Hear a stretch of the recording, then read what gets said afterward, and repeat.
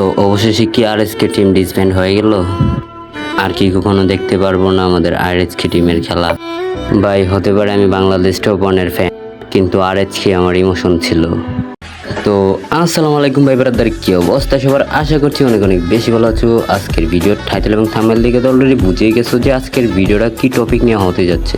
তো বেশি কথা না বলে সোজা ভিডিও স্টার্ট করা যাক।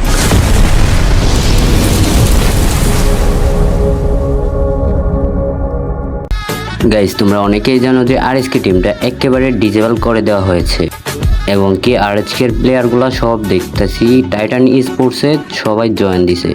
আর তোমরা অনেকেই জানো না যে টাইটান স্পোর্টস এটা কিসের। ভাই আরএসকে চাইতেছে যে আমাদেরকে সবসময় ভালো কিছু দেওয়ার এবং ইন্টারন্যাশনালে খেলবে বলে তারা টাইটান স্পোর্টসে জয়েন দিছে। আর আমরা সবসময় চাই যে আমাদের বাংলাদেশ একটা উচ্চ একটা মঞ্চে যাক। তো তারা আমাদের কথাই চিন্তা করে, তারা টাইটান স্পোর্টস মানে চীনের একটা ক্লাব স্পোর্টস ক্লাবে জয়েন দিছে তারা। তো এইখানে আমাদের মন খারাপ করে কোনো লাভ নাই বা কিছু করারও নাই। তো আমরা সবসময় চাই বাংলাদেশ আমাদের জন্য কিছু করুক বা বাংলাদেশের প্লেয়ারগুলা। এজন্যই তাদেরকে সবাই আগের মতো সাপোর্ট এবং ভালোবাসা দেখাইবা।